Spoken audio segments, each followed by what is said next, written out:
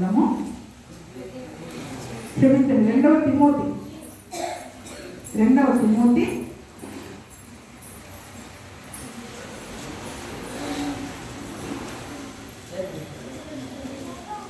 అధ్యాయము 1వ.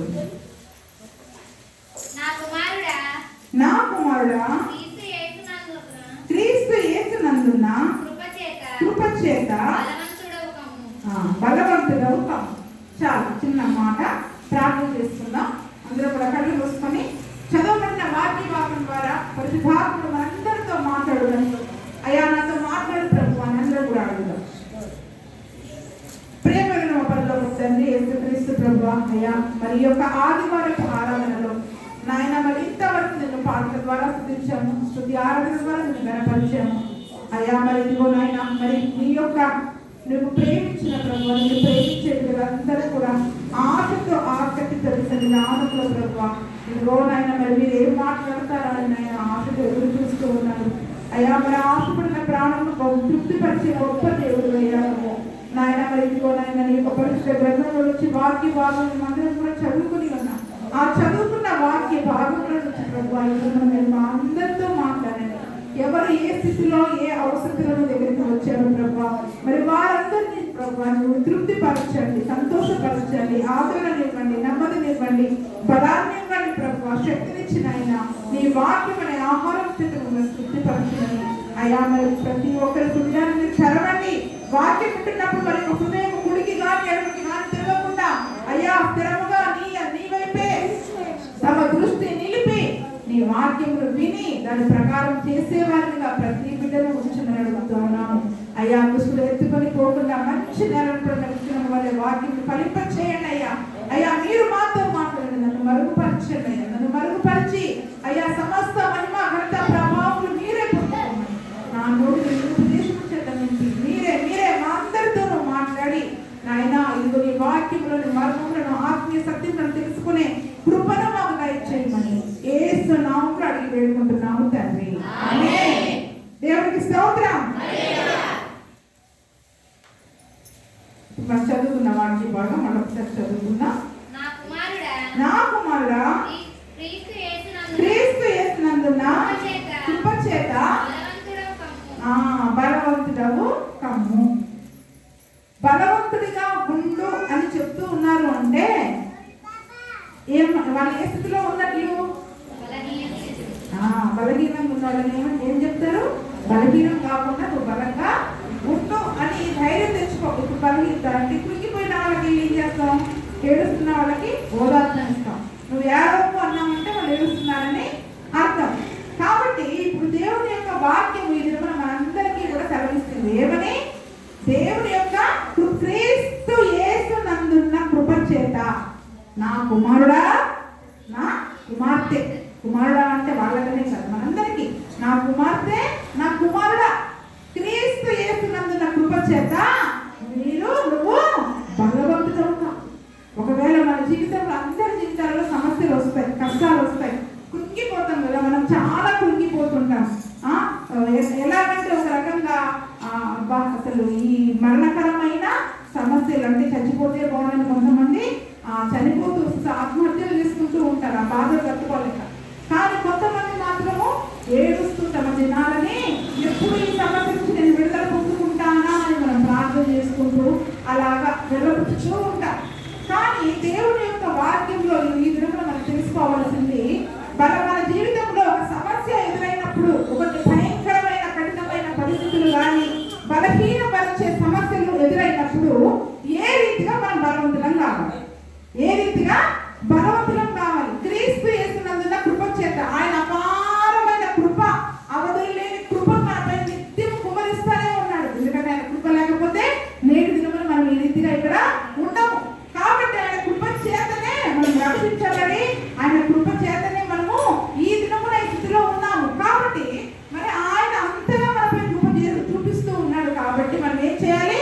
ఆ కృపను బట్టి ఆ కృప చేత బలవంతులం కావాలి, ఆ కృప చేత మనము బలవంతులం కావాలి. ఒక రకంగా ఈ యొక్క వాక్యం యొక్క అర్థం ఏంటంటే, ఆ కింది మనం వాక్య భాగంలో మనం చూసుకుంటే అక్కడ యుద్ధానికి సిద్ధపరుస్తున్నాడు.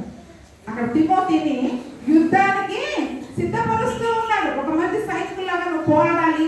యుద్ధానికి వెళ్తే ఎలా ఉంటాము అని కింద వాక్య భాగాలన్నీ కూడా మనము చూసుకున్నట్లయితే క్రీస్తు యేసు యొక్క మంచి సైనికుల వల్ల నాతో కూడా శ్రమను అనుభవించు. ఎవరైనా చెప్తారా శ్రమను అనుభవించమని? వచ్చి శ్రమలు పోవాలని ప్రార్థన చేస్తాం, కానీ పౌలు ఏమంటున్నాడు తెలుసా? శ్రమను అనుభవించు. క్రీస్తు యేసు యొక్క మంచి సైనికుడు. సైనికుడు అంటే యుద్ధంలో పోరాడేవాడు కదా. కాబట్టి మరి ఆ సైనికుడు ఏం చేస్తాడు? యుద్ధం చేయాల్సిందే, అంటే శ్రమ గుండా వెళ్ళాల్సిందే. ఇప్పుడు మనమందరం కూడా క్రీస్తు యేసు యొక్క సైనికుల్లాగా ఉన్నాం, విశ్వాసములో సైనికుల్లాగా మనమంతా ఆయన సైన్యం. కాబట్టి ఇప్పుడు మనం కూడా ఏం చేయాలి? మన జీవితంలో ఎన్నో రకాల పోరాటాలు సమస్యలు ఎదురైనప్పుడు ఒక సైనికుడు శత్రువు వచ్చినప్పుడు ఎట్లా ఎదుర్కొంటాడో మనం కూడా ఆ రీతిగా ఎదుర్కోవాలి. ఒక సైనికుడికి ఏమి ఇస్తారు? చక్కగా ఆ సైనికుడి యొక్క దుస్తులు ఇస్తారు కదా, అన్ని ఇచ్చాడు దేవుడు. ఆయన కృప చేత మనకి ఏం చేశాడు? సర్వాంగ కవచం మనకు ధరింపజేశాడు. కానీ ఇప్పుడు మన జీవితంలో ఒక శత్రువు ఎదురైంది. శత్రువు అనగానే శరీర సంబంధమైన శత్రువులు కాదు, ఒక పరిస్థితి, ఒక అంటే మనకి బాధపడే పరిస్థితి, మనల్ని బలహీనపరిచే పరిస్థితి, అప్పులో అనారోగ్యము, కుటుంబ సమస్యల్లో. అప్పుడు ఏం చేయాలి? సైనికుడు ఏం చేయాలి? పోరాడాలా, గెలుస్తూ కూర్చోవాలా? కానీ మరి మనం ఏం చేస్తుంటాం? ఇప్పుడు నీ దేవుడు నీ చేతికి కత్తిచ్చాడు, దాలిచ్చాడు, విశ్వాసం అనే దాలిచ్చాడు, వాక్యం అనే కత్తిచ్చాడు. ఇప్పుడు మనం ఏం చేయాలి? ఒక సమస్య వచ్చినప్పుడు మనం ఏం చేయాలి? భయంకరమైన మాటలు, మనం వినకూడని మాటలు కానీ, నిందలు కానీ, అవమానాలు కానీ అన్నీ వచ్చినాయి అనుకోండి, విశ్వాసం అనే దారిని అడ్డం పెట్టుకోవాలి. అవి మనం ఏమి చేయలేకుండా సాధారణ మన దగ్గరకు వచ్చి శోధించాడు అనుకోండి, ఆ దేవుని దగ్గరికి వెళ్తున్నాం కానీ ఏం వీలు జరగట్లేదు, ఎందుకు అలాగా ఏదో రకంగా మాటల ద్వారా శోధిస్తూ ఉంటాడు. అప్పుడు ఏం చేయాలి? మనము వాక్యం అనే ఖడ్గమును ఎత్తిపట్టి, యేసు ప్రభు వాక్యమును ఎత్తిపట్టి ఏ రీతిగా అయితే సాతానుని నా వెనక్కి వెళ్ళిపో సాతానా అని దానిని ఎదిరించాడో, మనం ఆ వాక్యం అనే ఖడ్గమును ఎత్తి పట్టుకొని ఎదిరించాలి.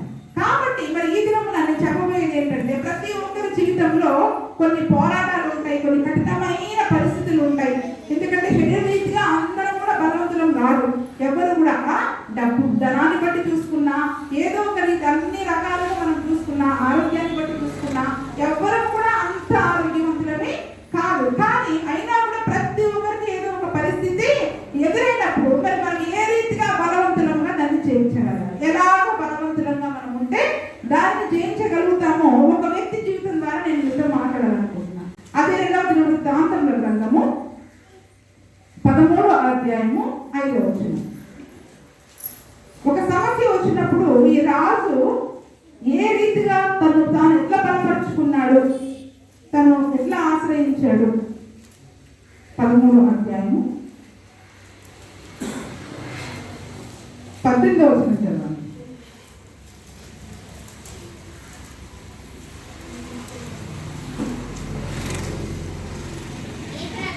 ఈ ప్రకారము ఇశ్రాయేలు వారు ఆ కాలము తగ్గింపబడింది, కానీ యూదా వారు తమ పితరుల దేవుడైన యెహోవాను ఆశ్రయించిన హేతువు చేత ఇప్పుడు ఎలా చేయవచ్చుందంటే వారి సమస్య పై నుంచి యెహోవాని ఆశ్రయించారు.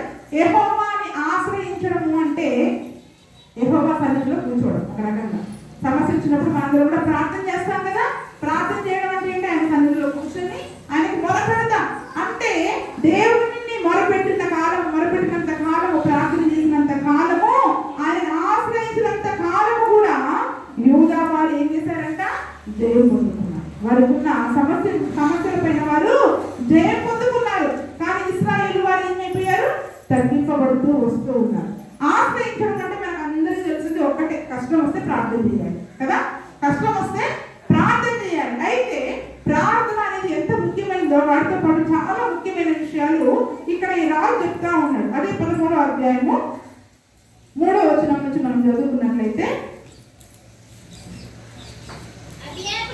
అబీయాకును యెరోబామునకును యుద్ధము కలగగా అబీయా 4 లక్షల మంది పరాక్రమశాలుల సైన్యం ఏర్పరచుకొని యుద్ధములకు సిద్ధం చేసెను. యెరోబామును 8 లక్షల మంది పరాక్రమశాలులను ఏర్పరచుకొని అతనికి ఎదురుగా వారిని యుద్ధములకు వ్యూహపరచెను. ఇక్కడ 2 రాజులను చూస్తున్నాం మనం. ఎవరంటే ఒకరు అబీయా, రెండవది ఏ దేశానికి చెప్పాలి, అందరూ చెప్పాలి. ఏ దేశానికి రాజు? ఎవరు యూదా దేశానికి రాజు?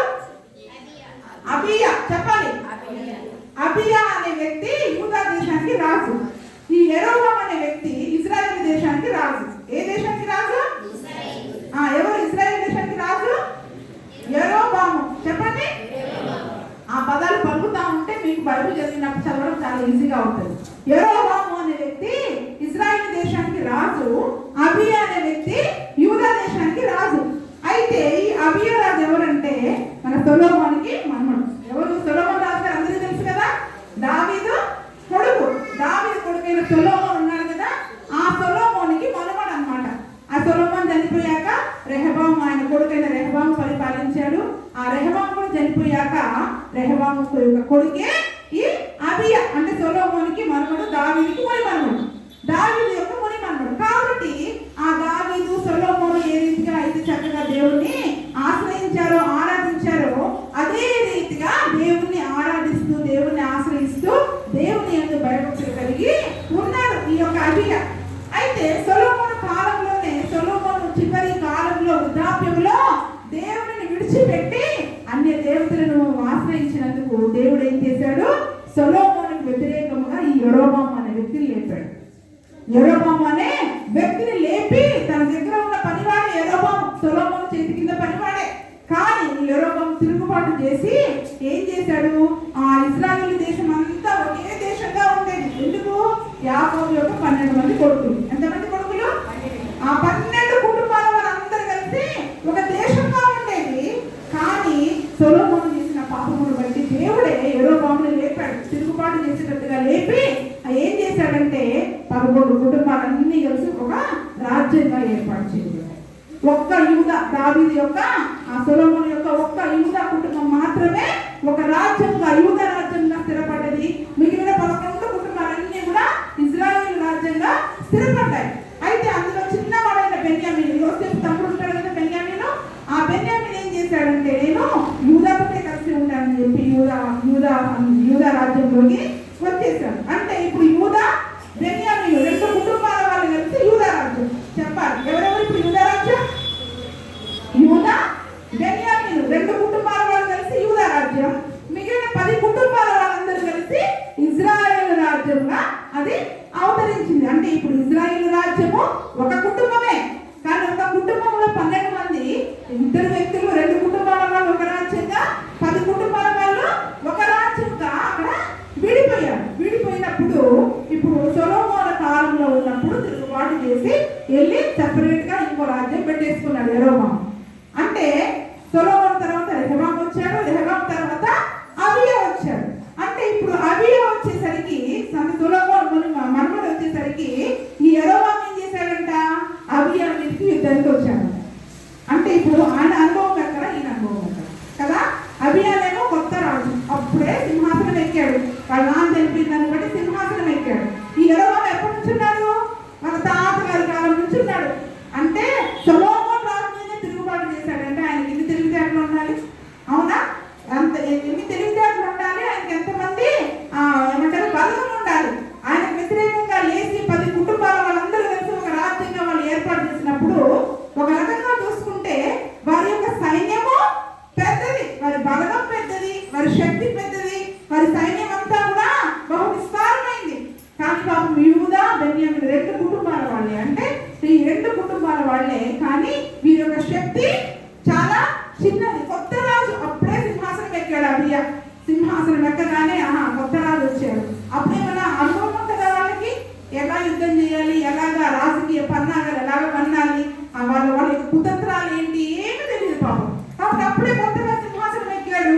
కానీ దేవుని యందు భయభక్తులు కలిగిన వ్యక్తి, దేవుని ఆశ్రయించే వ్యక్తి. కాబట్టి ఏం చేశాడు? యెరోబాము యుద్ధానికి ప్రకటించగానే 4 లక్షల మందిని తమ దగ్గర ఉన్న యూదా బెన్యామీను సైన్యం అంతట్లో కూడా 4 లక్షల మందిని ఏర్పాటు చేసుకొని యుద్ధానికి సిద్ధమయ్యాడు అబియా.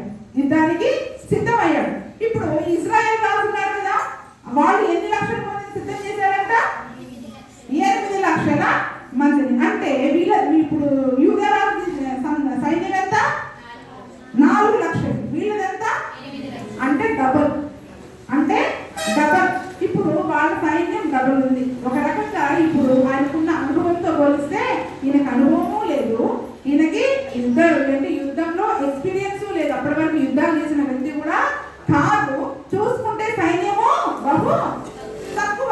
కానీ మరి ఇప్పుడు యుద్ధానికి వెళ్ళగలుగుతాడా? వెళితే గెలుస్తాడా లేదా చెప్పండి? ఎవరైనా ఇప్పుడు మనల్ని అడిగారనుకోండి, మరి బుద్ధులేనాడు అభివృద్ధి కాంప్రమైజ్ అవ్వు, ఎందుకు అనవసరంగా గొడవలు తెచ్చుకుంటామని చెప్పి మనందరం నేను కదా సలహా ఇస్తాం. అవును కదా?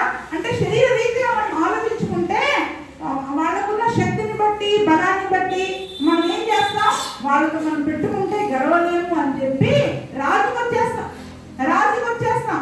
ఎందుకు? మన ముందున్న సమస్య బహు పెద్దగా ఉందనుకోండి, ఏం చేస్తాం, ఆ సమస్య నుంచి ఎంత త్వరగా బయట పడాలా అని మనం ఆలోచిస్తాం. కానీ సమస్యకి ఎదురెళ్తారా? ఎవరైనా సమస్యకి ఎదురెళ్తారా? కానీ నిజమైన క్రైస్తవుడు వెళ్ళాలి. నిజమైన క్రైస్తవుడు వెళ్ళాలి. ఇప్పుడు ఏమంటున్నాడు తిమోతికి రాస్తూ పౌలు గారు ఏమంటున్నాడు? నువ్వు బలవంతుడుగా ఆ సైన్యాన్ని చూసి ఆ యొక్క నీ ముందున్న సమస్య చూసి నువ్వు భయపడతావా? నువ్వు సైనికుల్లాగా పోరాడా. ఇప్పుడు మరి ఈ సైనికుడు భయపడిపోయి వెనక్కి పడిపోతారు మన సైనికులందరూ. కాబట్టి నేను దినముల పరిశుద్ధాత్ముడు మనందరితో మాట్లాడుతూ ఉన్నాడు. మన ముందు ఉన్న సమస్య, ఆ దినంలో వారు శరీర సంబంధమైన వ్యక్తులతో పోరాడారు. కానీ ఈ దినమున మన ముందున్న సమస్యలు శరీర సంబంధమైన వ్యక్తులు కాకపోవచ్చు. అవి ఎంత భయంకరమైన అప్పుల ఊపి లాంటిది కావచ్చు, లేదా అనారోగ్య సమస్యలు కావచ్చు, కుటుంబ సమస్యలు కావచ్చు. అది ఎంత భయంకరమైన కఠినమైన పరిస్థితి అయినా మన ముందు ఉండవచ్చు. మనం ఏం చేయాలి? ఇప్పుడు యుద్ధానికి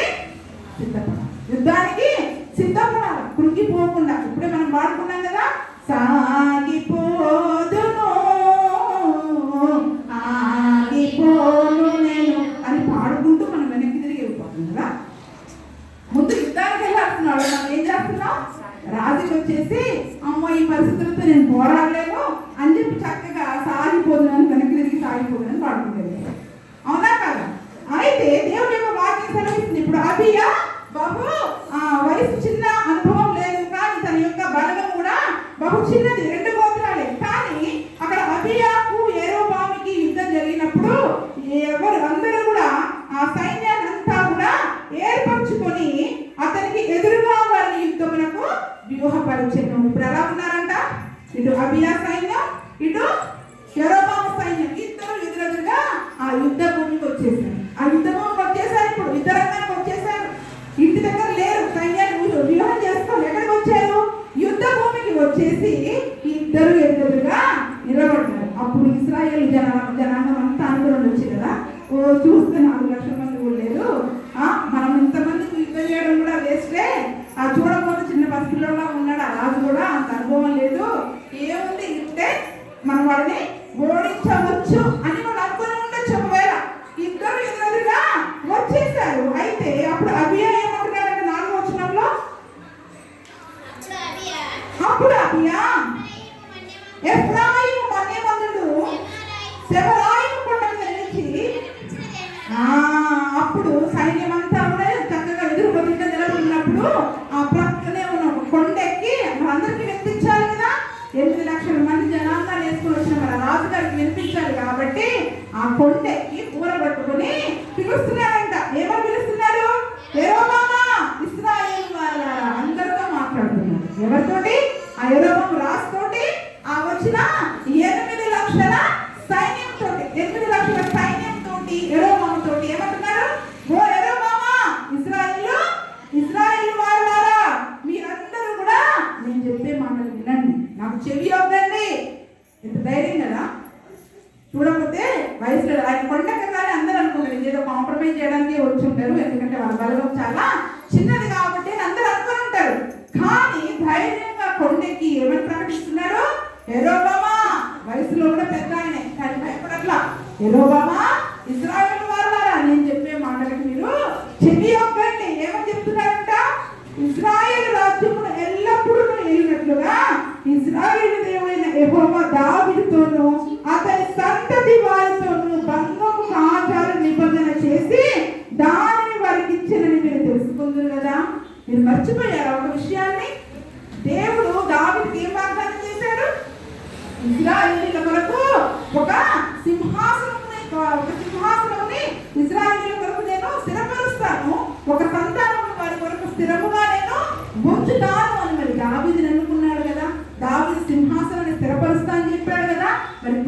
ఎవరితో యుద్ధం చేయడానికి వచ్చారు? ఇప్పుడు ఎవరితో యుద్ధం చేయడానికి వచ్చారు అని దేవుడు ఏం చేశాడంటే వాళ్ళతోటి ఒక బంధము పాదాలని నిబంధన ఏం చేశాడు దేవుడు? ఇంతకు మునిపే బంధము పాదాలు అంటే దేవుడు ఏదైనా ఒక నిబంధన చేస్తే దానిని మళ్ళీ మార్చుకోడు. రాజాజ్ఞ ఏదైనా ఒక గవర్నమెంట్ నుంచి ఒక జీవో మనకి పాస్ అయిందంటే దానిని మళ్ళీ ఎవరైనా మార్చగలుగుతారా? మార్చలేరు. దాన్ని మళ్ళీ మార్చారంటే మళ్ళీ వాళ్ళే మళ్ళీ స్టాంప్ చేసి మళ్ళీ ఇంకొక జీవో పాస్ చేయాలి. అదే విధంగా మరి ఆ దేవాది దేవుడు ఒక నిబంధన ఇచ్చాడు దావీదు సంతానానికి. ఒక సింహాసనాన్ని ఉంచుతాను, వారికి ఒక సంతానాన్ని స్థిరంగా సింహాసనాన్ని ఏడవాలని నేను ఉంచుతాను అని దావీదుతో అతని సంతతి వారితో బంధము పాదాలని నిబంధన చేసి దాన్ని వారికి ఇచ్చాడు. మీరు తెలుసుకుంటారు కదా, మీరు మర్చిపోయారా? ఎందుకంటే దావీదు ఏలినప్పుడు అందరూ కలిసే ఉన్నారు కుటుంబంగా. సొలొమోను వృద్ధాప్యంలో వారు విడిపోవాల్సి వచ్చింది సొలొమోను చేసిన పాపాన్ని బట్టి. కాబట్టి మరి దావీదు దేవుడు చేసిన వాగ్దానం నీకు తెలీదా? ఓ ఇశ్రాయేలు వారులారా, యెహోవా దేవుడు మమ్మల్ని ప్రత్యేక జనాంగంగా ఏర్పాటు చేసుకున్నాడు కదా, మమ్మల్ని మా సంతానాన్ని స్థిరపరుస్తానని దేవుడే మాకు బంధము ఆచారాన్ని ఒక నిబంధనని ఒక వాగ్దానాన్ని దేవుడు మాకు ఇస్తే ఇప్పుడు మాతో మీరు ఎట్లా యుద్ధం చేసి గెలుద్దామని వచ్చారు? ఇప్పుడు మీరు మాతో ఎలా యుద్ధం చేసి గెలుద్దామని వచ్చారు? ఎంత ధైర్యం! మనం అనగలుగుతామా? మనం అనగలుగుతామా? మన ఎదురుగా ఉన్న పరిస్థితిని బట్టి నేను విలువ పెట్టి కొనబడిన నా దేవుని సొత్తు, నువ్వు నన్ను పాడు చేయాలని ఎలా వచ్చావు, నన్ను కృంగ చేయాలని ఎలాగ నా ముందు కనబడ్డావు నువ్వు అని నీ ముందు నా సమస్య నువ్వు చెప్పగలుగుతావా? చెప్పగలుగుతావా? అందుకనే దేవుని యొక్క వాక్యం సెలవిస్తుంది, నువ్వు క్రీస్తు యేసునందు కృప చేత బలవంతుడవుతా. మన ఎదురుగా ఉన్న సమస్యలను చూసి కృంగిపోయే వారిగా, ఏడ్చే వారిగా, దుఃఖపడే వారిగా చాలా మందికి సమస్యలను చూసి ప్రార్థన చేసినంతసేపు దేవుని సన్నిధిలో కన్నీటితో ప్రార్థన చేస్తాం. కానీ ఆ హృదయంలో ఉన్న భారాన్ని వాళ్ళు దేవుని సన్నిధిలో విడిచిపెట్టారు. వాళ్ళ భారాన్ని వాళ్ళే మోస్తారు. నీ భారాన్ని నా మీద మోపని దేవుడు చెప్తే మనం ఏం చేస్తాం? మోపినట్టే మోపి ప్రార్థన చేసినంతసేపు వాళ్ళు పెడతాం. మళ్ళీ ప్రార్థన అయిపోగానే భుజం వేసుకొని మళ్ళీ ఇంటికి ఎవరన్నా కనిపిస్తే ఏంటో నా పరిస్థితి లాగా అంటే ప్రతి నిరాశ నిస్పృహలతో కూడిన మాటలే మన దగ్గర వస్తాయి. కానీ ఆ దినమున అబియా చెప్పినట్టుగా నేను విలువ పెట్టి కొనబడిన నా దేవుని తెలుసు. దేవుడు నాకు ఒక నిత్య నిబంధన చేసుకున్నాడు. దావీదు సంతానంతో బంధము కాజాలని నిబంధన అంటే దాన్ని ఎవరు కూడా బ్రేక్ చేయరు. ఆ నిబంధనని ఎవరు కూడా బ్రేక్ చేయలేరు. ఏ మనుషుడు కూడా దేవునికి తన ఏర్పాటు చేసుకున్న ప్రజలకి వారి మధ్యలో ఉన్న ఆ యొక్క సంబంధాన్ని, ఆ నిబంధనని ఏ మనుషుడు, ఏ శత్రువు కూడా ఏమీ చేయలేదు. ఏమీయో చేయలేదు. బంధము కాజాలని నిబంధన అంటే మనం కింద చూసుకుంటే దాని యొక్క ఫుట్ నోట్ లో ఒకటే ఉంటుంది. అంటే కింద ఉప్పు నిబంధన అంటే ఉప్పు నిబంధన. ఉప్పు ఏం చేస్తుంది?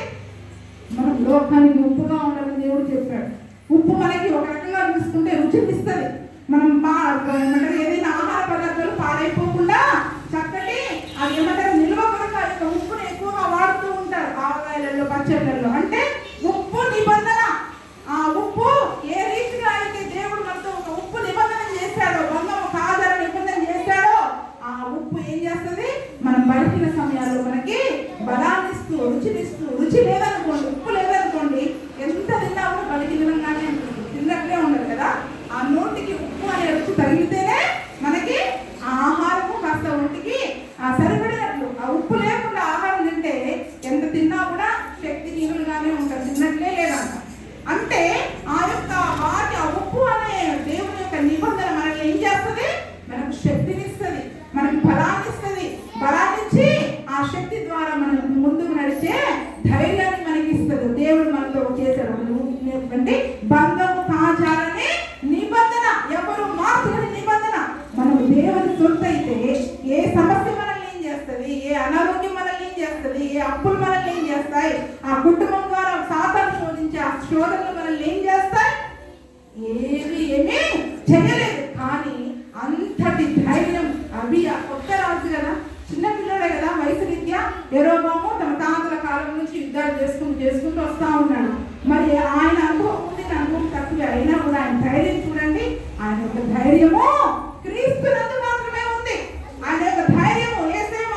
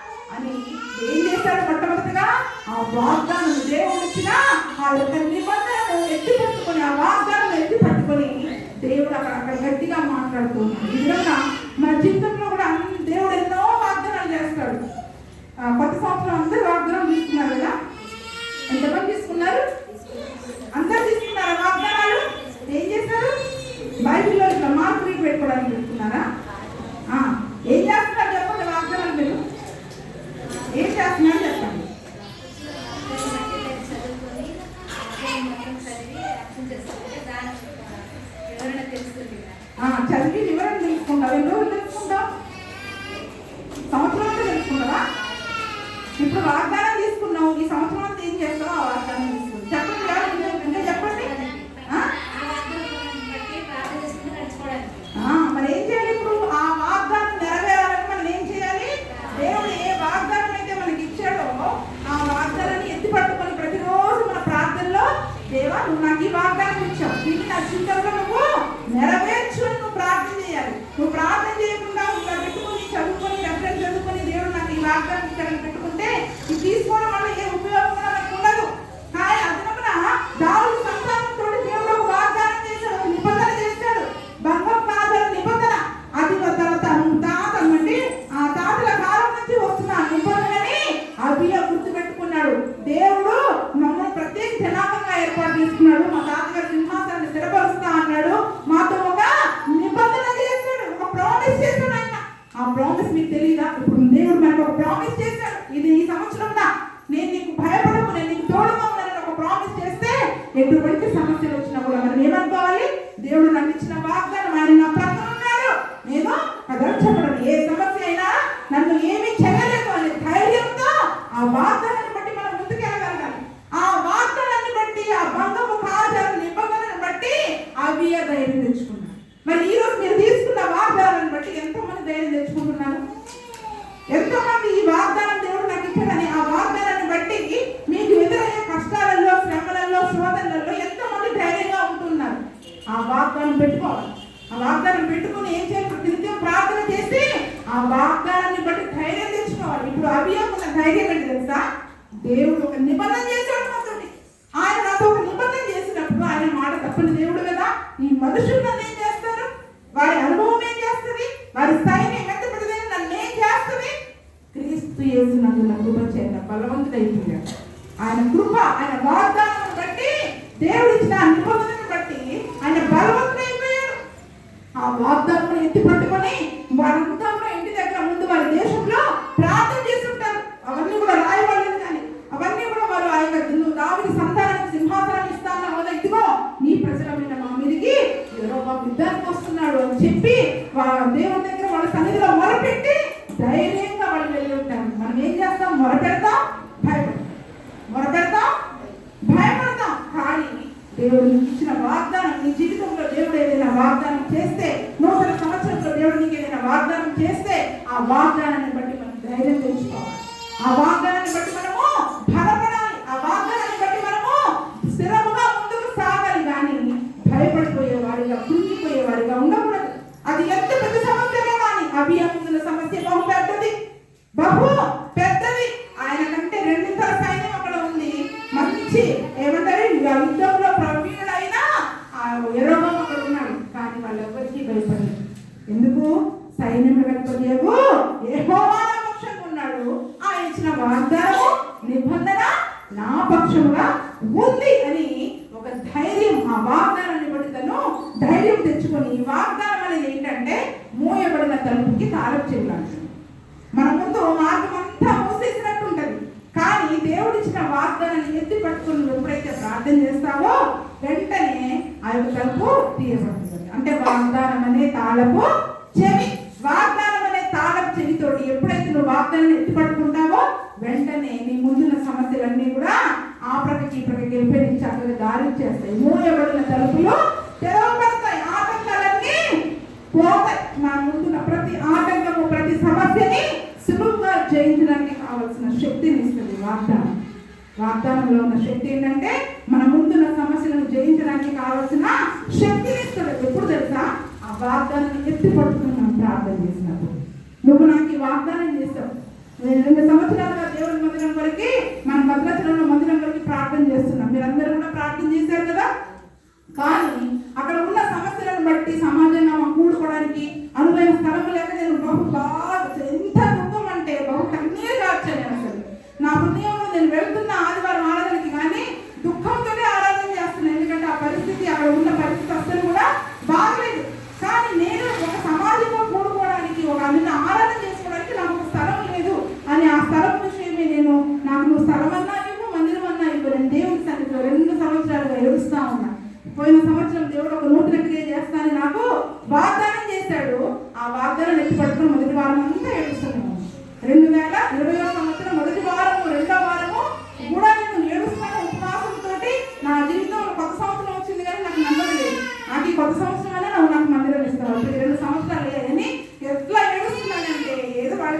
పెడుతున్నాననే కానీ నా హృదయంలో మారని దుఃఖము వేదన అని మందిరం గురించి ఎంతగానో ఉంది. ఎందుకు మాకు సంఘం ఎదగాలి అంటే ఒక చక్కటి మందిరం ఉండాలి, అనువైన స్థలం ఉండాలి. అక్కడ ఉన్న పరిస్థితులు ఏమాత్రం కూడా అసలు అనుకూలంగా లేవని ఎంత ఏడుస్తూ ఉంటే జనవరి నెల 2వ వారంలోనే దేవుని యొక్క మాట నేను విన్నాను. ఎందుకు ఏడుస్తున్నావు? నూతన క్రియ చేస్తానని నేను వాగ్దానం చేస్తాను, నేను చేస్తాను అంతే. దేవుని స్వరం నేను ఎప్పుడైతే విన్నానో దేవుడి యొక్క వాగ్దానాన్ని నెత్తిపట్టుకున్నాను. ఇంకంతే, నేను మర్చిపోయా. ఇంకా చాలా హృదయంలో దేవుడు ఎంత నెమ్మదిచ్చాడో ఆనందించాడో నాకే తెలియదు. ఆ యొక్క మాటతో నేను ధైర్యం తెచ్చుకున్నా. జనవరి అంతా గడిచిపోయింది. ఫిబ్రవరిలో అనుకోకుండా అక్కడ మాకు తెలిసిన ఒక దైవ సేవకుడు పిలిచి ఈ మందిరాన్ని మాకు అప్పగించడము, 2 నెలల్లోనే ఆయన చనిపోవడము, అంతా ఇలా గడిచిపోయింది. దాన్ని కట్టే విషయం 12 లక్షలు సుమారుగా దాన్ని కట్టాలి. మరి ఆ 12 లక్షలు నా దగ్గర అయితే రూపాయలు కూడా లేదు. నేను కష్టపడి నేను ఆఫీస్లో జాబ్ చేసినప్పుడు వచ్చిన పిఎఫ్ డబ్బులే తీసుకెళ్ళి అడ్వాన్స్గా కట్టా. అయ్యా ఇది నా కష్టార్జితం, కొన్ని మందిరం వరకు పెడుతున్నా. నా దగ్గర అయితే 12 లక్షలు కట్టాలి. ఇప్పుడు నాకు 11 లక్షలు ఎక్కడ సమకూరుస్తావో నీ చిత్తం అని నేను ప్రార్థన చేస్తున్నా. ఆ డబ్బు లేని ప్రతిసారి కృంగిపోతున్నా. వెంటనే దేవుని వాగ్దానం. ఏప్రిల్ నెలలో కూడా మళ్ళీ మేము అందులోకి వెళ్ళాలా వద్దా, ప్రార్థన మొదలు పెట్టాలా అని ప్రార్థన చేసినప్పుడు యెషయా గ్రంథం నుంచి దేవుడు మాట్లాడాడు. ఆ వాగ్దానం ఎత్తిపట్టుకున్నా. నా దగ్గర డబ్బు లేని ప్రతిసారి నేను ఎలాగా అని కృంగి, ఎందుకంటే మాకున్న అనుభవం తక్కువ. మా స్థలాల విషయమే కానివ్వండి, దాన్ని కొనే విషయమే కానివ్వండి, ఏ అనుభవాలు కూడా మాకు లేవు. నేను కోరుకున్నల్లా నాకు మందిరం కావాలి. మాకు ఇంకా కనీసం కూడుకొని ఏ ఆటంకం లేకుండా ప్రార్థన చేసుకోవడానికి నాకు మందిరం లేదు అని మందిరం ఒకటే ఆలోచించా. కానీ దేవుడి అత్యద్భుతమైన కృప. డిసెంబర్ నెలలో కూడా 31వ తారీఖులో మేము దాన్ని మొత్తం కట్టేయాలి. డేట్ దగ్గర పడుతుంది, కానీ మా దగ్గర డబ్బులు లేవు. ఏం చేయాలి? ఎన్నెన్నో ప్రయత్నాలు చేస్తా ఉన్నాం, కానీ ఏ ప్రయత్నము ఫలించట్లేదు. మొట్టమొదటిగా మేము ఒక ప్రయత్నం చేద్దాం అనుకున్నాం, కానీ ఆ ప్రయత్నము దాన్ని ప్రక్కన పెట్టేసి ఎన్నో ఎన్నో ఎన్నో ఎన్నో ఎన్నో ప్రయత్నాలు చేసాము. ఏ ప్రయత్నము ఫలించలేదు. చివరికి డేట్ దగ్గర పడుతున్నప్పుడు నాకు భయం వణుకొచ్చేసి ఇక ఎట్లా అంటే ఇక ఉపవాసంతో దేవుని సన్నిధిలో ఇక రోజంతా లేవకుండా ఏడుస్తూ కూర్చొని ఒక రకంగా శక్తిహీనరాలు అయిపోయాడు. ఎందుకంటే పరిస్థితులను బట్టి అటువంటి భయం వస్తుంది. ఎందుకు?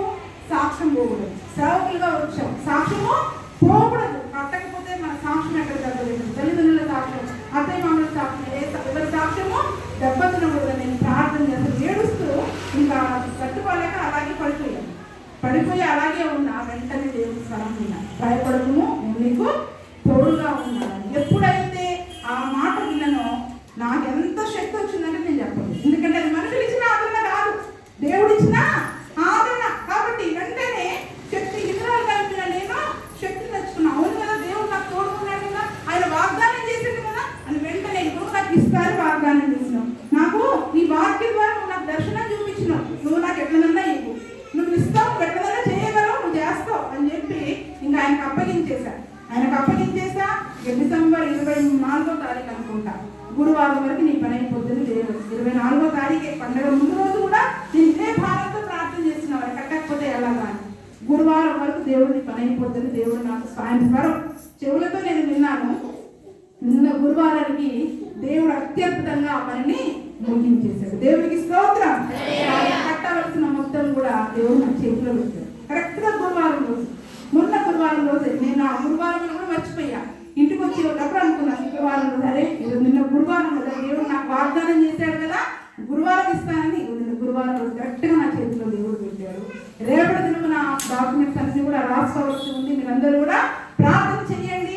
మీరందరూ కూడా ఆ మందిరం కొరకు మొన్న కూడా వచ్చి అందరూ అక్కడ ప్రార్థన చేశారు. క్యారెట్స్ వచ్చినప్పుడు మీరందరూ కూడా ఆ మందిరం కొరకు ప్రార్థన చేశారు. అందుని బట్టి మీకు అందరికీ కూడా ప్రత్యేకమైన వందనాలు. కానీ ఇంకా దానికి మనము చేసుకోవాల్సిన పనులు చాలా ఉన్నాయి. వాటి విషయమై కూడా దేవుని సన్నిధిలో మీరు ప్రార్థన చేయండి. కానీ దేవుడు ఎంత అద్భుతం చేసేవాడు తెలుసా? ఆయన వాగ్దానం ఇచ్చాడు. ఆ వాగ్దానాన్ని నేను ఎత్తి పట్టుకుని కృంగిపోయిన సమయంలో కూడా నువ్వు నాకు వాగ్దానం చేశావా, నువ్వు ఇవ్వు అని నేను అడిగినప్పుడు ఆయన నన్ను బలపరిచి, ఆ వాగ్దానం బట్టి నన్ను బలపరిచి సమస్తము చేయకూర్చిన వాడు. అందరూ ఆశ్చర్యపోతున్నారు. ఎందుకంటే అందరూ మా బంధువులందరూ చాలా చదువుకున్న వాళ్ళు, సహాయం చేయబోయే స్థితిలో ఉన్న వాళ్ళే, కానీ ఎవరికి సహాయం అడగదు. ఎందుకు? నీతిమంతుల సంతానం విషయం నేను పోయి మనుషుల దగ్గర నడుపుకోను ప్రభావ, నువ్వే నాకు ఇవ్వాలని నేను వాదించాను. దేవుడు నేను ఏ మనుషుల దగ్గర పోను, నాకు అడుక్కోవడం ఇష్టం ఉండదు. ఏ మనుషుల దగ్గర పోయి నాకు సహాయం చేయని అడుక్కోను. నువ్వే నాకు ఇస్తానన్నావా, నువ్వే ఏ అప్పు లేకుండా దేవుడు కృపను బట్టి దేవుడు దాన్ని కట్టవలసిన సంపూర్ణమైన డబ్బులు దేవుడు మనకి దయచేశాడు. అందుని బట్టి దేవుడికి స్తోత్రం.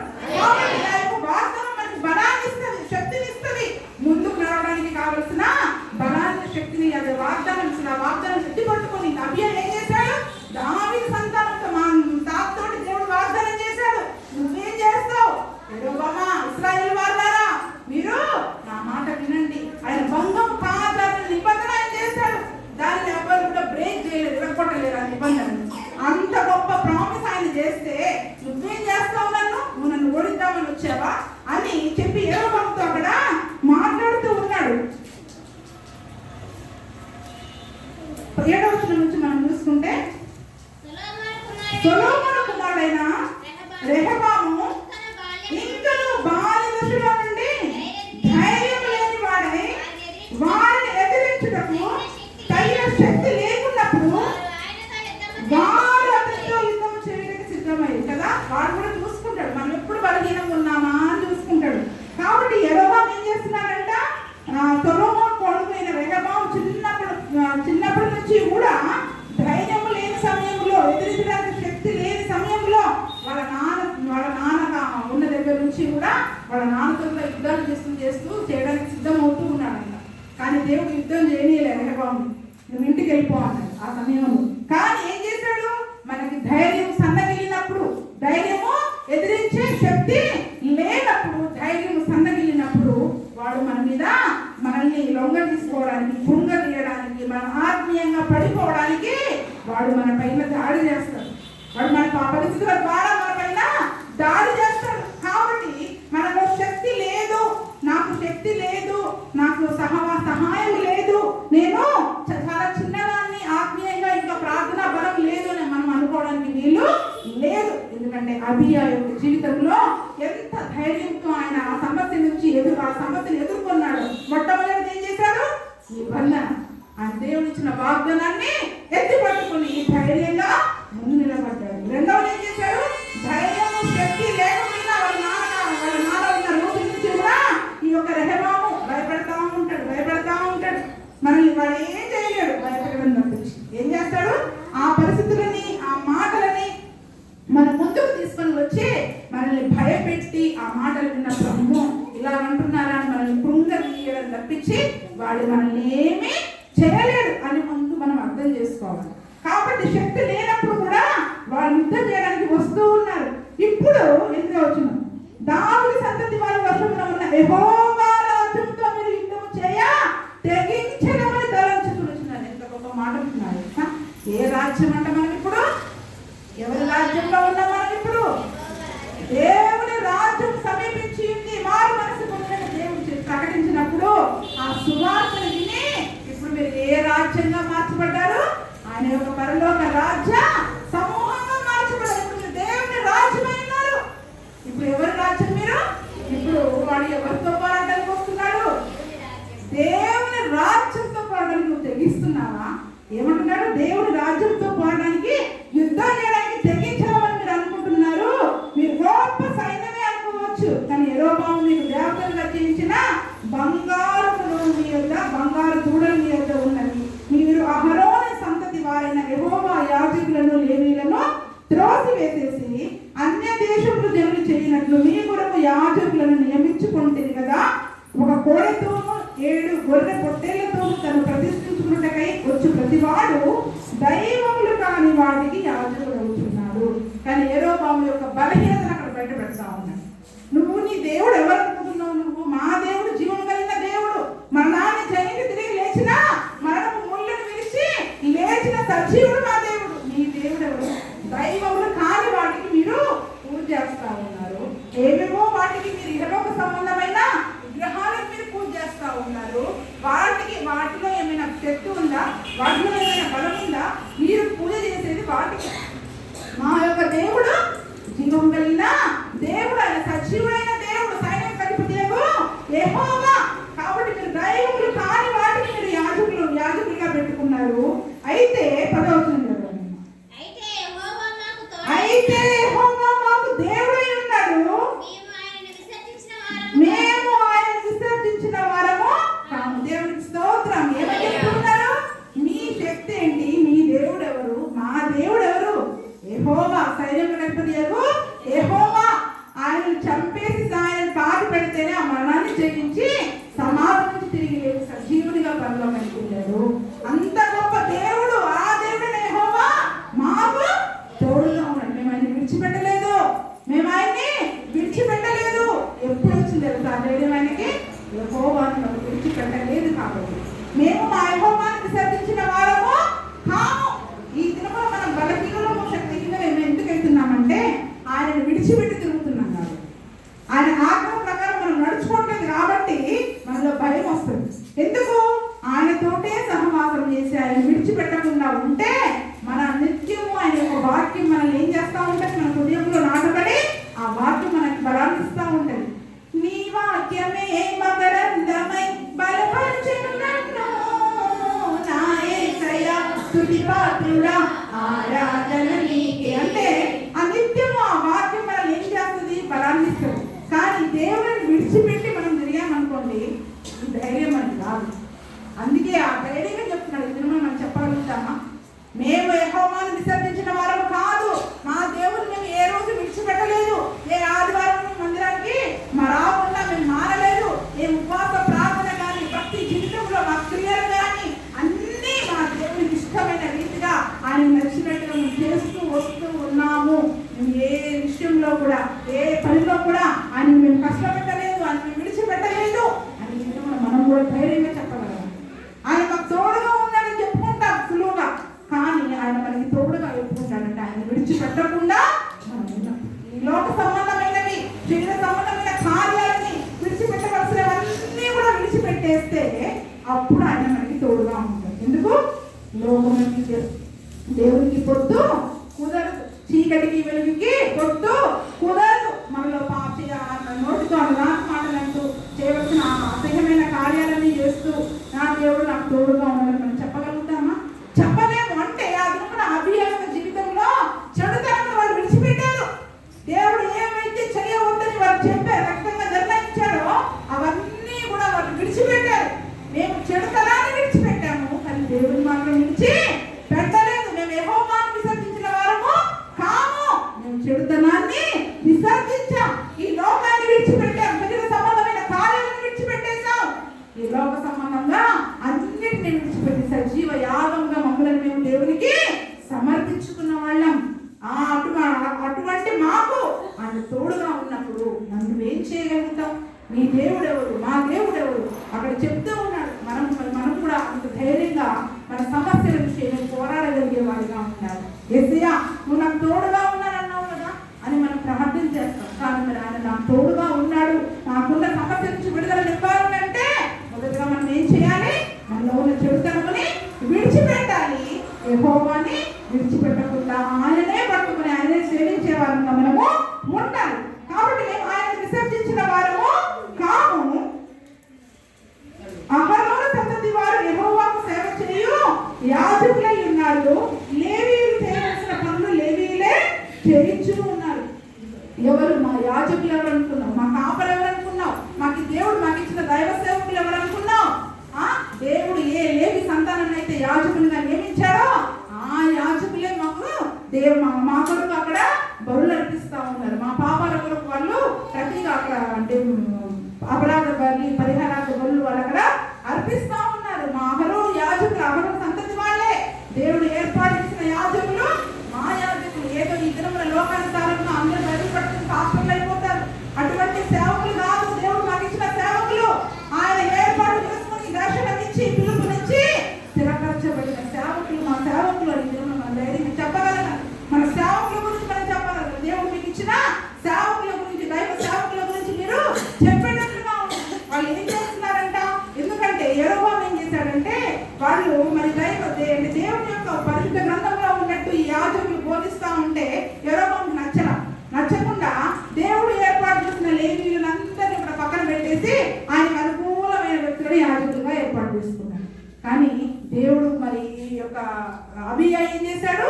దేవుడి యొక్క క్రమం చొప్పున దేవుడి యొక్క వాక్యంలో ఏ రీతిగా రాయబడిందో అటువంటి ఖచ్చితమైన బోధ, ఖండితమైన బోధ కలిగిన ఆ సేవకులని, ఆ యాజకులని దేవుడు ఆ అబీయా వారికి యాజకులుగా నియమించుకున్నాడు.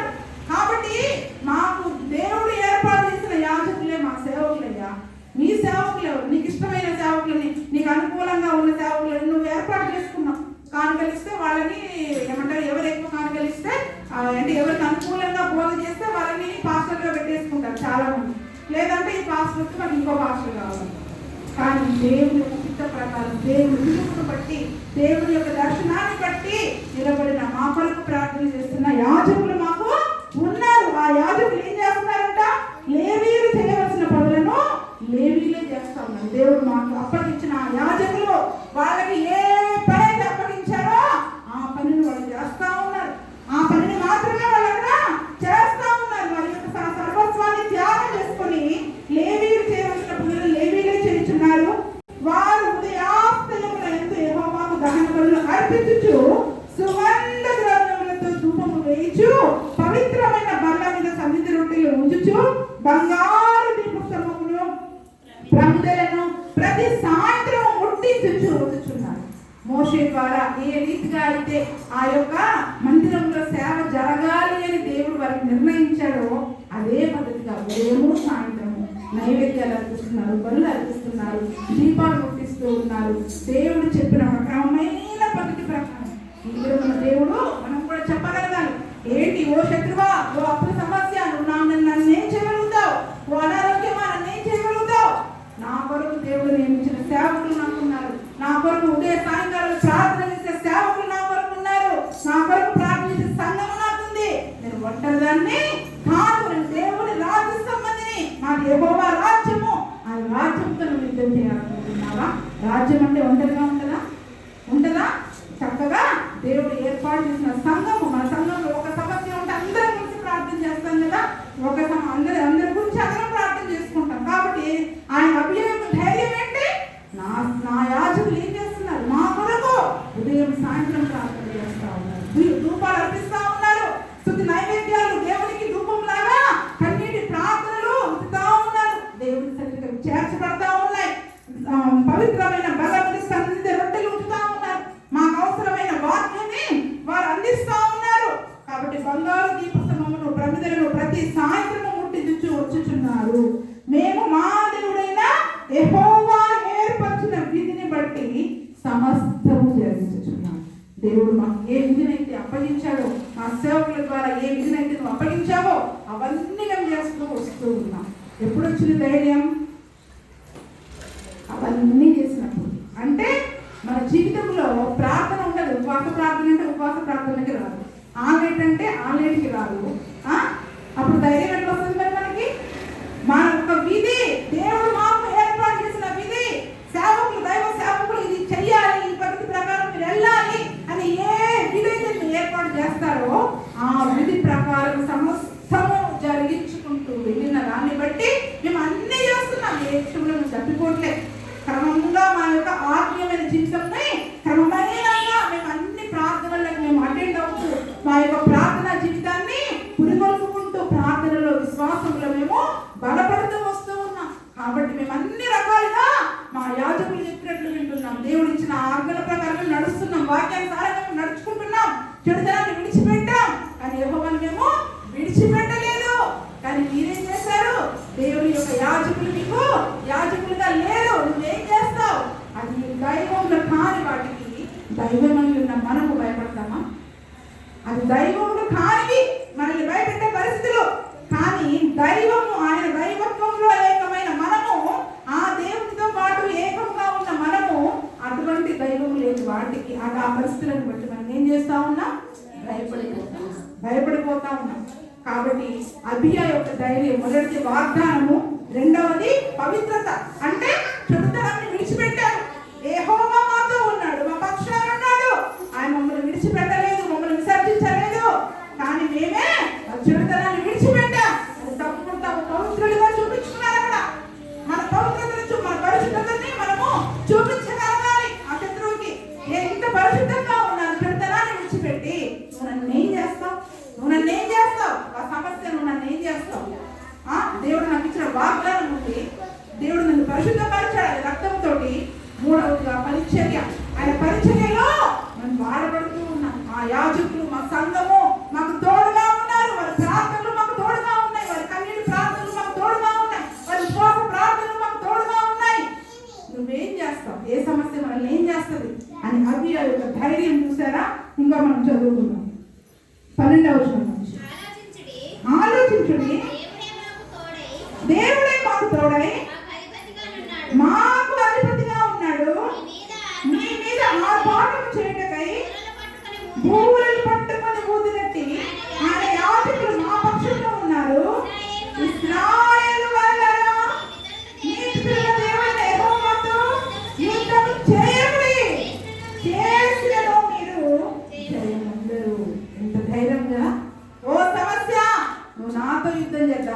అనుకుంటున్నావా?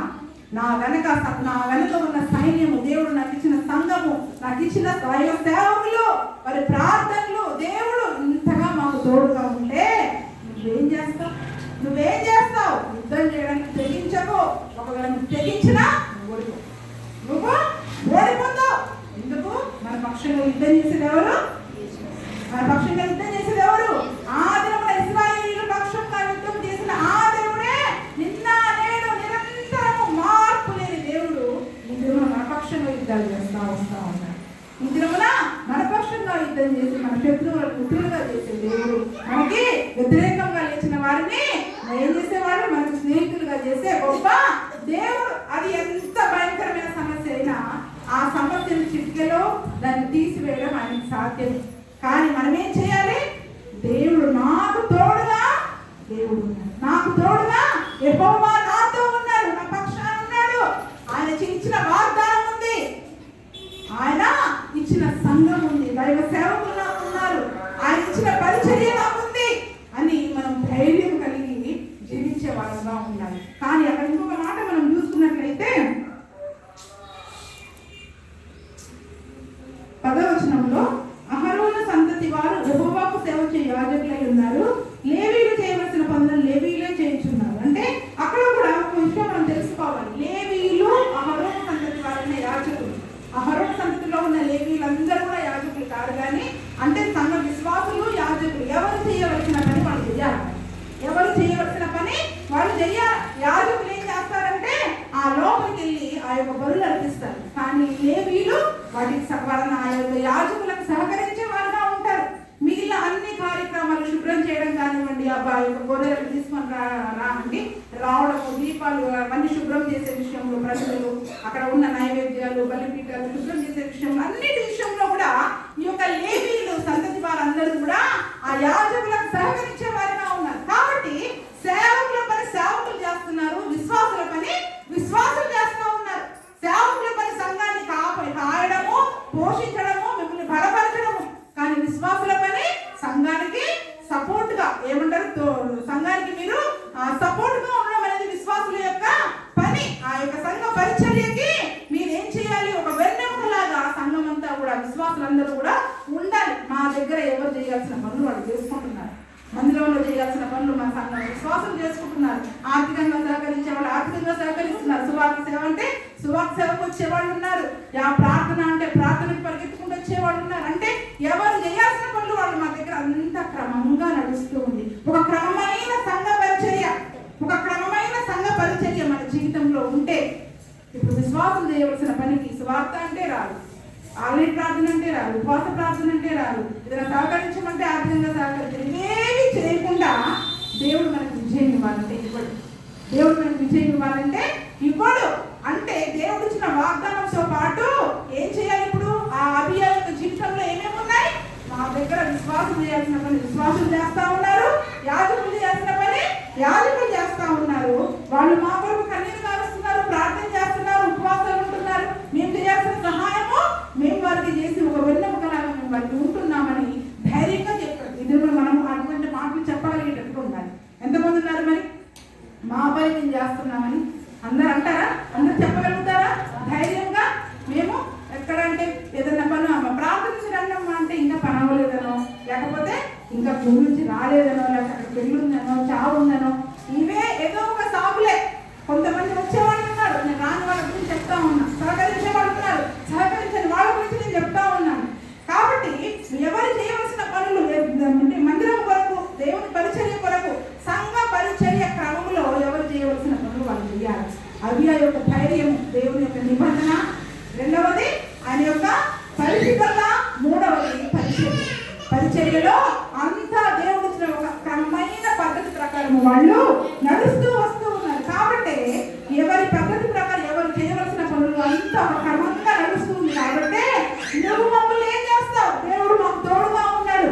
ఇంతగా దేవుడిలో నిలిచి దేవుడు మాకు తోడుగా ఉండి ఆయన చెప్పినట్లుగా మనం నడుచుకుంటూ వెళ్తా ఉన్నాం. కాబట్టి నువ్వేమి నన్ను చేయలేము అని దాన్ని ఎదిరించగలిగే శక్తి సామర్థ్యాలు మనకి ఉండాలి. ఇవన్నీ చెప్పినా కూడా యెరోబాము ఊరుకుంటాడా? సాతాను ఊరుకుంటానా? ఊరుకోడు. ఒక మాట అనగానే వెళ్ళిపోవడానికి వాళ్ళు ఏమి బలిపీఠం బలహీనుడు కాదు కదా, వాడు బలవంతుడే ఈ లోకపరంగా. అయినా కూడా ఏం చేశాడు తెలుసా? వీడిని ఎదురుగా వెళ్తే జయించలేమని అర్థం చేసుకొని చాటుగా ఏం చేశాడంటే ఈ యెరోబాము యొక్క అబియా యొక్క సైన్యం చుట్టూ కూడా చాటు మాటలు పెట్టేశాడంట. చాటుగా వచ్చి యుద్ధం చేయాలి. ఇప్పుడు ఎదురుగా యుద్ధం చేసే ధైర్యం వాడికి లేదు. ఎదురుగా యుద్ధం చేసే ధైర్యం లేక ఏం చేశాడంట 13వ వచనంలో, యెరోబాము వారి వెనుకటి భాగమందు మాటుగాని మొదలు ఉంచి సైన్యం యూదా వారి ముందును మాటుగాని వారి వెనుకను ఉండునట్లు చేసి ఏం చేశాడంట, కొంతమంది ముందుని ఆ ప్రక్కన ఈ ప్రక్కన రహస్యంగా సీక్రెట్ గా వాళ్ళ మీద యుద్ధం చేయాలి అని చెప్పి మాటుగానని వాళ్ళ మీద పెడితే దేవుడు ఎంత అద్భుతంగా చేశాడు తెలుసా? 14వ వచనంలో, యూదా వారు తిరిగి చూసి యోధులు తమకు ముందును వెనుకను ఉన్నట్టు తెలుసుకొని యెహోవాకు ప్రార్థన చేసిరి, యాజకులను బూరలు ఊదిరి, యూదా వారు ఆర్భటించిరి. దేవునికి స్తోత్రం. ఎప్పుడైతే ఆ సాతాను సైన్యం వారు యొక్క శత్రు సైన్యము ముందు వెనక ఆవరించేసింది మమ్మల్ని, ఇంకా మేము ముందుకు వెళ్ళలేము, వెనక్కి వెళ్ళలేము. ఆ దినమున ఇశ్రాయేలు సైన్యం ఆ యొక్క ఆ అరణ్యంలో ముందు ఎర్ర సముద్రము, వెనక ఐగుప్తు సైన్యం అన్నట్లుగా అంటారు. ముందు పోయి వెనక నుయ్య అన్నట్లుగా కదలలేని పరిస్థితి. ఇంతగా ఎదిరించినా కూడా మన సమస్యలు చిక్కిలో పోతాయి మనం అనుకోవడానికి లేదండి. ఇంకా భయంకరమైన పరిస్థితుల్లోకి మనల్ని సాతాను కూడా తీసుకెళ్ళవచ్చు. ఇంకా కఠినమైన పరిస్థితుల్లోకి మనల్ని తీసుకెళ్ళవచ్చు. అయినా కూడా వాళ్ళు ఏం చేశారు? వెంటనే దేవుడికి ప్రార్థన చేశారు, యాజకులు బూరలు ఊదారు, యూదా వారు ఆర్భటించారు. ఆ దినమున ఎరుకో కోట కూడా ఏ రీతిగా అయితే వాళ్ళు కూల్చివేశారు, ఆ రీతిగా యూదా వారందరూ కలిసి గట్టిగా కేకలు వేయడం మొదలు పెట్టారు, దేవుడిని స్తుతించడం మొదలు పెట్టారు, యాజకులు బూరలు ఊదడం మొదలు పెట్టారు. ఇక్కడ మిగిలిన వాళ్ళు ప్రార్థనలు యోధులందరూ కూడా అక్కడ ప్రార్థన చేయడం మొదలు పెట్టారు. వెంటనే ఏం జరిగింది? 15వ వచనంలో, యూదా వారు ఆర్భటించినప్పుడు యెరోబామును ఇశ్రాయేలు వారందరూ అబియా ఎదుటను యూదా వారి ఎదుట నిలవలేకున్నట్లు దేవుడు వారిని ముట్టేశాడు. దేవునికి స్తోత్రం. ఎప్పుడైతే చుట్టూ వచ్చేసిందో ఆ సమస్య చుట్టూ ఆవరించిందో వాళ్ళు దేవుడికి ప్రార్థన చేయడం మొదలు పెట్టారు. గట్టిగా కేకలేయడం, అంటే ఆ సమస్య ఎక్కువైన కొద్దీ మన దుఃఖము ఆవేదన ఆ కేక ఎక్కువైపోతుంది. ఆ సమయంలో ఇంకా లాస్ట్ స్టేజ్ అనుకుంటాం, స్టేజ్ రావాలి, బ్రతికే బ్రతకాలి, దేవుడే నాకు దిక్కు అనుకున్నట్లుగా వాళ్ళు కేకలతోటి దేవుడిని అక్కడ ప్రార్థన చేసినప్పుడు దేవుడు ఏం చేశాడంట? ఆ యొక్క సైన్యం అంతటిని కూడా మొత్తేశాడంట. ఆ సైన్యం అంతటిని కూడా మొత్తినందున ఇశ్రాయేలు వారు యూదా వారి ఎదురు నుంచి పారిపోయి దేవుడు వారిని యూదా వారి చేతికి అప్పగించినందున అబియాయు అతని జనులను వారిని ఘోరంగా సంహరించింది. ఇశ్రాయేలు వారిలో 5 లక్షల మంది పరాక్రమశాలులు హతులైంది. దేవునికి స్తోత్రం. ఇప్పుడు అబియా సైన్యం ఎంత? 4 లక్షల మంది. ఎంతమంది చంపారు? ఇప్పుడు 5 లక్షల మంది చంపేశారు. 5 లక్షల మంది స్పాట్ లో చంపేసేసారు. 5 లక్షల మందిని చంపేశారు. మిగిలిన ఏం చేశారు తెలుసా? పారిపోయారు. ఈ ప్రకారం ఇశ్రాయేలు వారు ఆ కాలమందు తగ్గింపబడింది. ఇప్పుడు ఆ 8 లక్షలలో 5 లక్షల మంది పోతే ఎంతమంది అయ్యారు? ఇప్పుడు అబియా సైన్యం ఎంత? ఇప్పుడు ఇశ్రాయేలు సైన్యం ఎంత? దేవునికి స్తోత్రం. మన సైన్యాన్ని చూసి, మన బలగాన్ని చూసి నువ్వు దేని గురించి అయితే వాడు గర్వపడుతున్నాడో వారిని మొత్తి తగ్గిస్తాడు. దేవుడు నిన్ను హెచ్చిస్తాడు. ఎప్పుడు? అబియాలాగా బలవంతుడిగా ఉండాలి. అన్ని విషయములలో వాగ్దానాన్ని ఎత్తిపట్టుకుని ప్రార్థన చేయాలి, పరిశుద్ధత కలిగి జీవించాలి, చెడుతనాన్ని విసర్జించి దేవుడు చెప్పింది మాత్రమే మనం చేస్తూ పరిశుద్ధత కలిగి మనం జీవించినప్పుడు పరిచర్యలో, సంఘ పరిచర్యలో యాజకులకి తోడుగా మనం చేయవలసిన పనులన్నీ సంఘంలో మన బాధ్యత ఏంటి? ఎందుకంటే మనందరం కూడా శరీరంలో అవయవాలుగా ఉన్నాం కదా. మనందరం కూడా సంఘం అనేది ఒక శరీరం లాంటిది. కాబట్టి మీరందరూ ఎవరు? అవయవాలు లాంటి వాళ్ళు.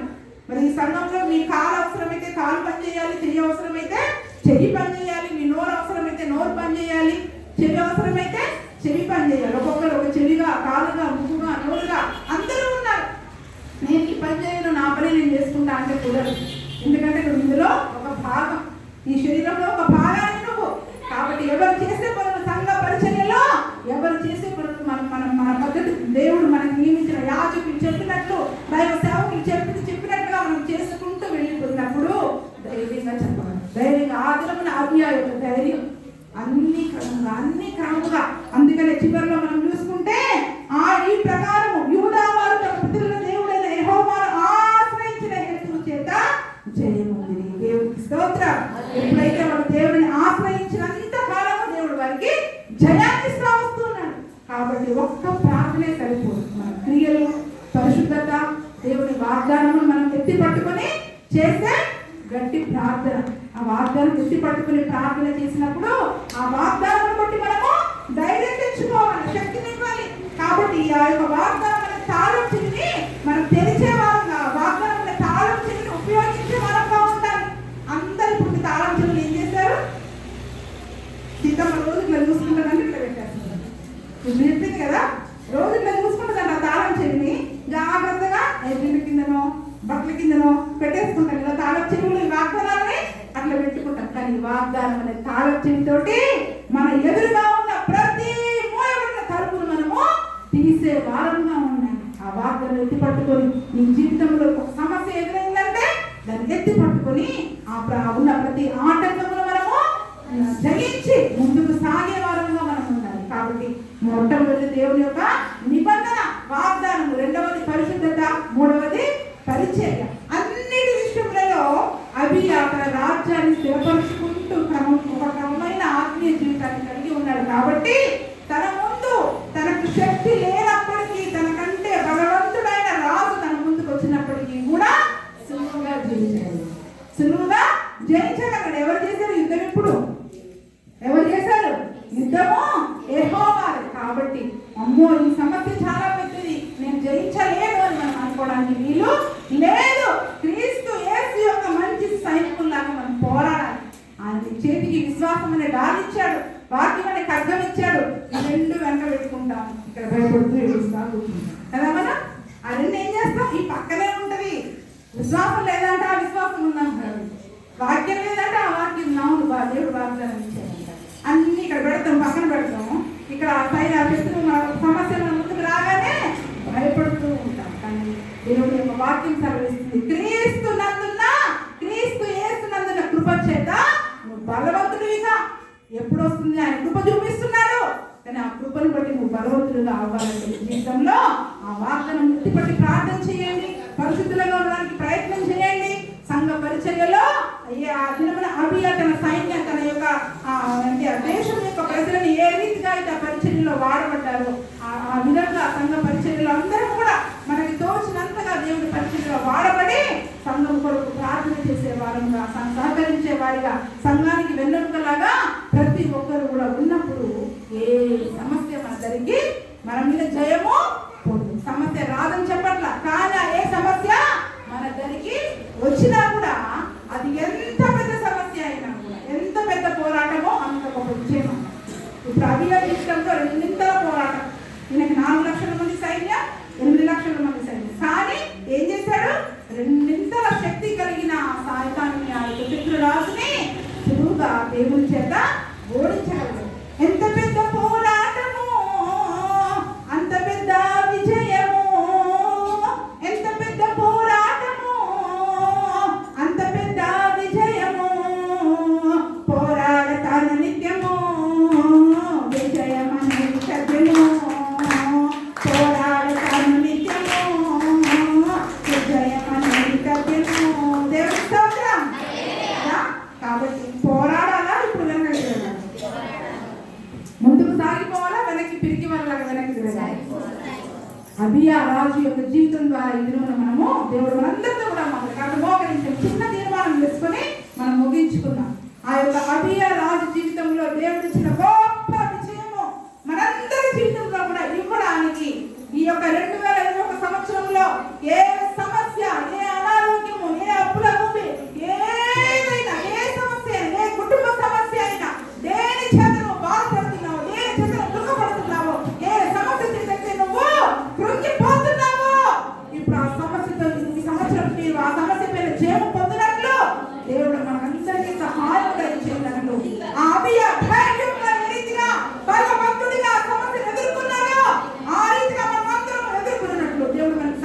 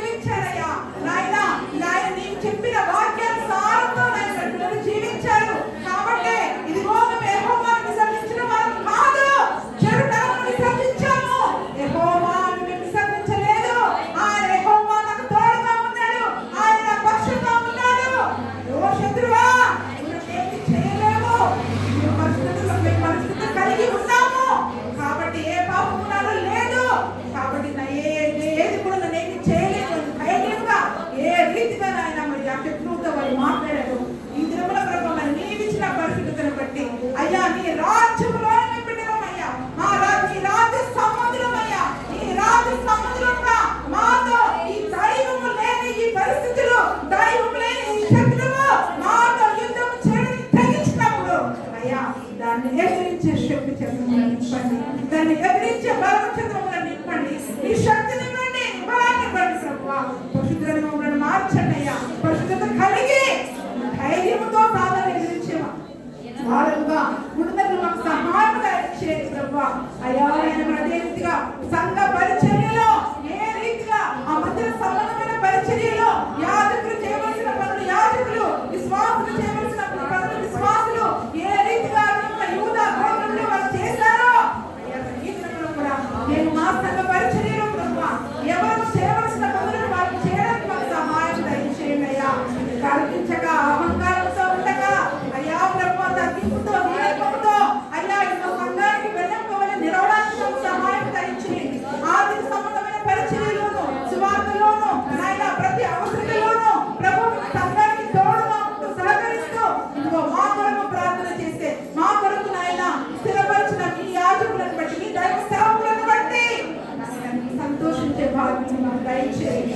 ఆదిన ప్రభు అంటున్నాడు, దైవం లేని మీ యాజకులు మా యాజకులు ఉదయ సాయంత్రాలు మా కొరకు ప్రార్థన చేస్తున్నారు, దీపాలు పుట్టిస్తున్నారు, ఉపవాస ప్రార్థన అంటున్నారు, కన్నీటి ప్రార్థన అంటున్నారు. ఓ సమస్య నువ్వు చేయగలవు నా సర్వ ప్రార్థన నాకు తోడుగా ఉంది. మేము దేవుడు చెప్పిన విధిని బట్టి మేము నడుచుకుంటున్నాం, సమస్యలు జరిగిస్తున్నాం కాబట్టి నువ్వు నన్నేమి చేయలేవు అని నాయన మా పరిచర్యను బట్టి ఏ రీతిగా ఆశ్రయించాడు.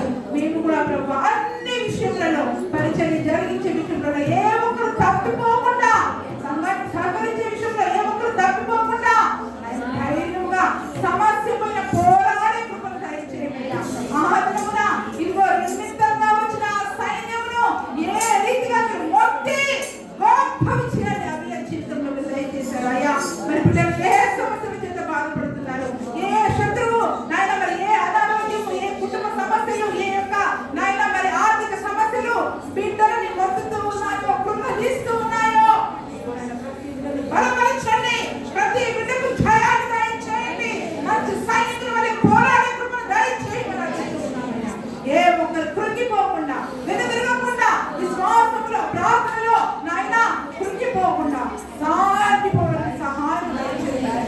ఏ బిడ్డలు తీర్మానం తీసుకున్నదో వారి తీర్మానం బట్టి ఈ సంవత్సరం అంతయు రాబోయే సంవత్సరం అంతయు కూడా వారిని బలపరచి స్థిరపరచమని యేసు నామమున అడిగి వేడుకుంటున్నాము తండ్రి. ఆమేన్. దేవునికి స్తోత్రం. హల్లెలూయా.